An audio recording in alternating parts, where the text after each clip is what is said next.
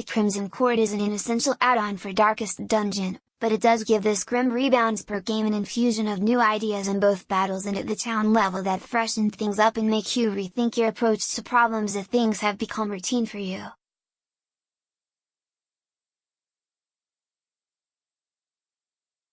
And, of course, more of that awesomely dire narration. The most pervasive new crisis you have to deal with is the Crimson Curse, a common and near-permanent affliction that turns your party members into junkies for vials of blood.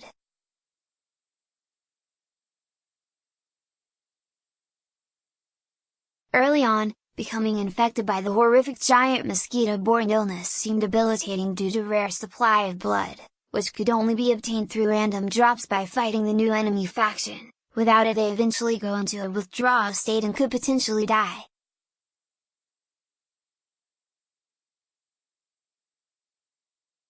But in reality, at least playing on Radiant mode, the curse's bark was worse than its bite.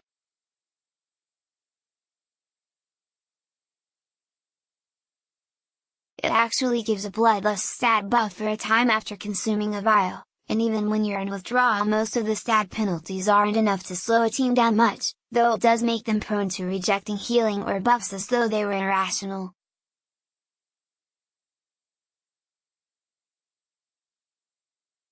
It quickly became a manageable addiction. That's thanks to the new districts, which let you pour a mountain of resources into new buildings, which are sadly shown on a separate screen instead of appearing in your hamlet, that give bonuses like buffs to specific classes' abilities or a steady supply of a given type of item.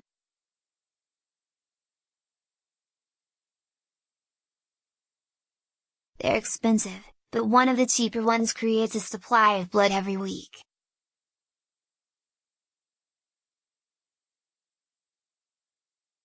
Once I built that, it instantly relieved all the pressure of feeding my team's addiction except for the inventory slot needing to carry a bunch of blood around.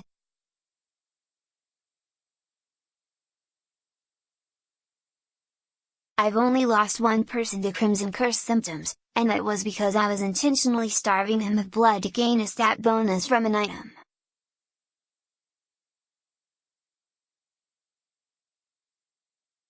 A new class, however, keeps on giving. In keeping with a whole blood theme, the Flagellant is great at both bleeding and making others bleed.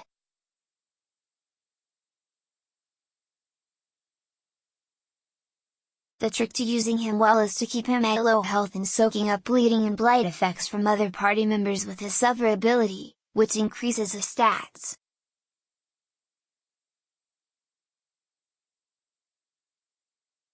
He's a great companion to the Occultist, who causes bleeding as he heals.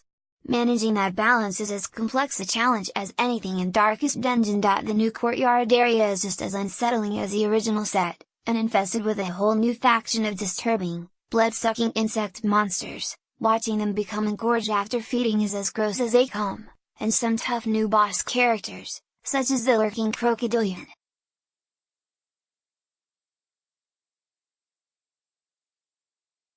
However, it's not just more of the same in a new grotesque skin.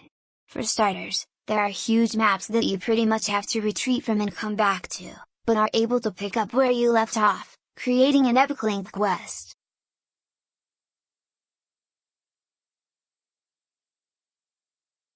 Plus, the entire concept of torches operates differently there, which makes sense. You're there so long that you'd quickly run out of them by the normal rules. So here they just give you an accuracy buff and are useful for many of the insect nest curios.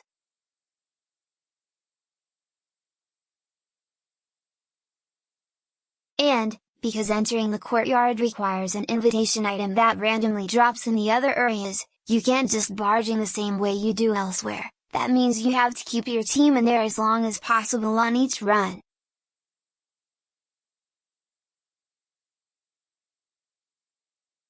Given that, I'm a little disappointed that you're not allowed to camp there and therefore can't use any of those skills for a mid-run boost.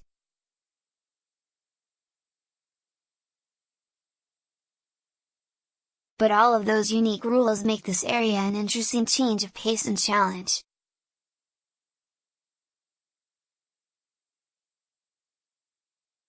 Lastly, there's the Fanatic, who's among the nastiest roaming bosses in the dungeon.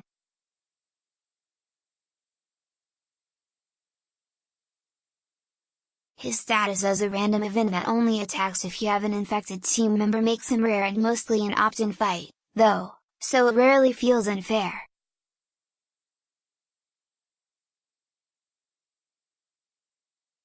After an early encounter when I tempted fate and had my team wiped out as he snatched my teammates one by one, bound them in sacks, and roasted them over a fire, similar to the Hag's Cauldron, I learned the hard way that he's best avoided.